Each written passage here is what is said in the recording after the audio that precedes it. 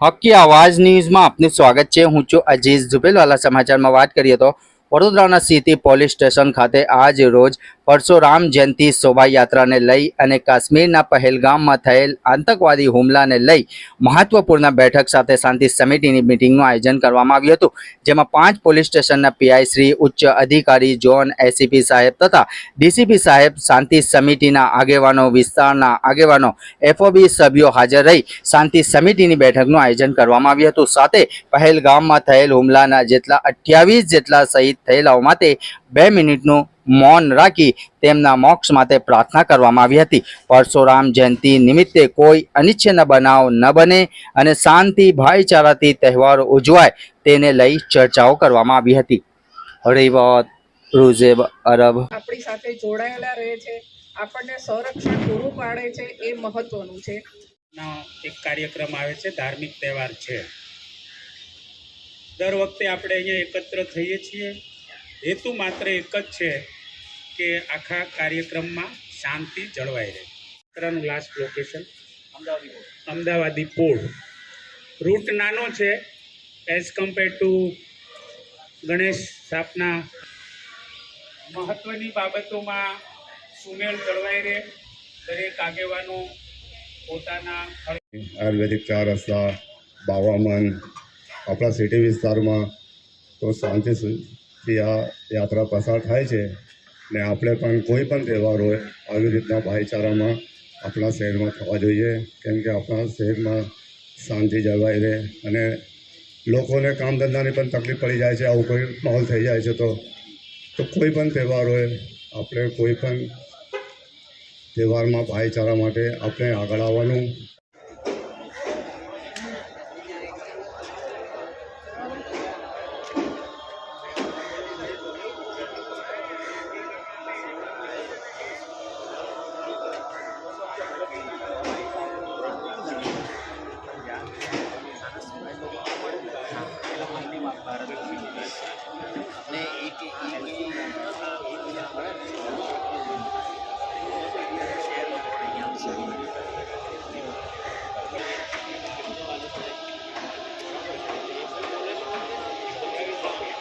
આયોજકોએ આપણને રિક્વેસ્ટ કરી હતી અને જેના કારણે હવે એ યાત્રા સાંજે નીકળવાની છે।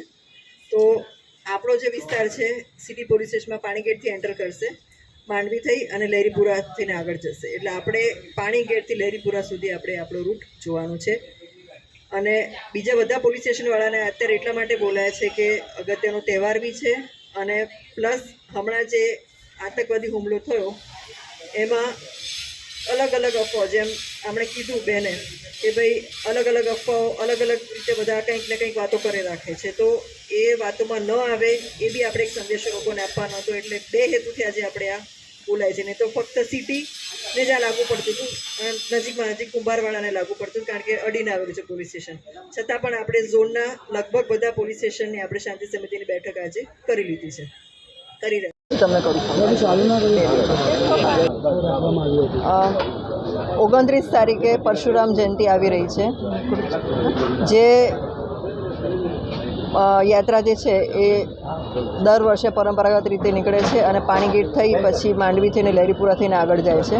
તો સિટી વિસ્તારમાં જ્યાંથી નીકળી રહી છે એ સેન્સિટિવ વિસ્તાર ગણી શકાય આપણે, અને એના અનુસંધાને આજે ઝોન 4 હેઠળના તમામ પોલીસ સ્ટેશનની આજે શાંતિ સમિતિની બેઠક રાખવામાં આવી હતી, જેમાં city police station, Kumbharwada, Varasiya, Bapod અને કારેલીબાગ આટલા પોલીસ સ્ટેશનના શાંતિ સમિતિના સભ્યો, રેન્ડમ પોલીસ અને સામાજિક આગેવાનો અને લોકો ઉપસ્થિત રહ્યા હતા। જે લોકોની સાથે આ યાત્રામાં કઈ રીતે શાંતિપૂર્ણ યાત્રા પૂરી કરી શકાય અને લોકોના સજેશન લેવામાં આવેલા છે। યાત્રા દરમિયાન શું તકેદારી રાખવાની છે એની જાણકારી આપવામાં આવેલી છે અને એ દિવસે કોઈ અનિચ્છનીય બનાવ ન બને એની ખૂબ તકેદારી રાખવા માટે સૂચના આપવામાં આવેલી છે। કોઈ સોશિયલ મીડિયા પર કોઈ મેસેજ વાયરલ થાય એ અનુસંધાને પણ સૂચના આપવામાં આવેલી છે અને એ લોકોને ધ્યાન એવું કંઈ આવે તો અમને ચોક્કસ ધ્યાન દોરે અને એ બાબતે અમે કાર્યવાહી કરીશું એવી સૂચના આપવામાં આવેલી છે। સાથોસાથે અત્યારે જે કંઈ બનાવ બન્યા છે ને જેના કારણે જે કોઈ માહોલ છે એમાં કોઈ ગેરસમજ ન થાય એની માટે પણ એ લોકોને સૂચના આપવામાં આવેલી છે અને આ યાત્રા સારી રીતે પૂર્ણ થાય એની માટે સિટી પોલીસ સ્ટેશનમાં હાલમાં પણ કામગીરી ચાલુ છે। શાંતિ સમિતિની બેઠકો બાદ અમે લોકો પેટ્રોલિંગ કરવાના છીએ અને રોજે રોજ અમે લોકો કોમ્બિંગ કરી રહ્યા છીએ, ધાબા ચેક કરી રહ્યા છીએ અને અમારો જે બંદોબસ્ત છે એ અમે બંદોબસ્ત પણ મૂવિંગ બંદોબસ્ત ધાબા પોઈન્ટ અને ડીપમાં પણ ધાબા પોઈન્ટ રાખી અને આ રીતે બંદોબસ્તનું આયોજન કરવાના છીએ.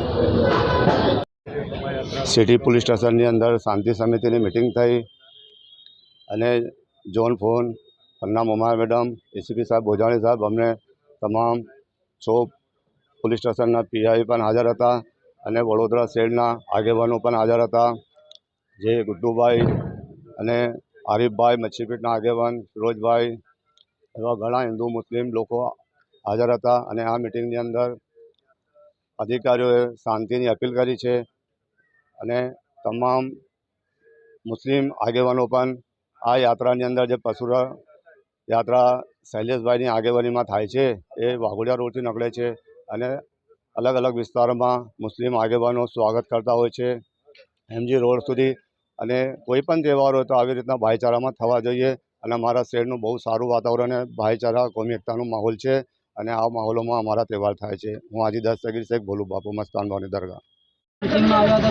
આજે 29 તારીખે પરશુરામ યાત્રા જે પાણીગેટ દરવાજાથી લઈને અમદાવાદ પોર્ટ સુધી નીકળવાની છે, તેના અનુસંધાન આજે સિટી પોલીસ સ્ટેશનમાં મિટિંગ લેવામાં આવી. તેમાં પન્ના મેડમે જે પણ માર્ગદર્શન આપેલો છે અમને તે પ્રમાણે કામ કરવાનું છે અને શાંતિપૂર્વક આ યાત્રા પસાર થાય તેની મુસ્લિમ વિસ્તારમાંથી પાણીગેટ વિસ્તારથી લઈને માંડવી સુધી અમે ભરપૂર રીતે પ્રયત્ન કરીશું કે શાંતિ રીતે પસાર થઈ જાય. 29 તારીખના આજની દિવસે સિટી પોલીસ સ્ટેશનના અંદર 3-4 પોલીસ સ્ટેશનની મિટિંગ થઈ છે અને અમારા તરફથી તે પૂરી કોશિશ રહેશે કે જ્યાં સુધી બનશે ત્યાં સુધી શાંતિ રાખીને આ યાત્રા પસાર કરીશું. આ વખતે શોભાયાત્રાનો સમય શું રહેશે? દર વખતે સવારે 11 વાગ્યા રહે છે. આ વખતે કંઈ ધૂપના કારણે મેડમ એમ કહેતા હતા કે સાંજે 5 વાગ્યા પછી રહેશે. શું નામ છે આપણું? સલીમ એપોલો, વડોદરા શહેર કોંગ્રેસ મહામંત્રી.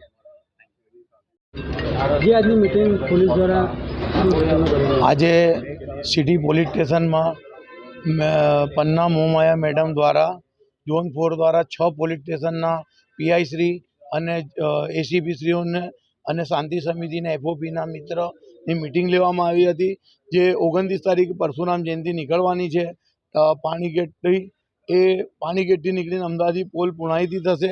તો સમગ્ર જે મુસ્લિમ વિસ્તાર છે એમાં સમગ્ર મુસ્લિમો એ યાત્રાનું સ્વાગત કરશે અને આપણા જે બરોડા સંસ્કાર નગરી છે એ સંસ્કાર નગરીમાં હંમેશા અમારી એવી કોશિશ છે અને બરોડા શહેર ના મુસ્લિમ સમાજ તરફથી બી અને તમામ સમાજના લોકો તરફથી કે આપણા શહેરમાં શાંતિ જળવાઈ રહે અને કોમી શાંતિ જળવાઈ રહે.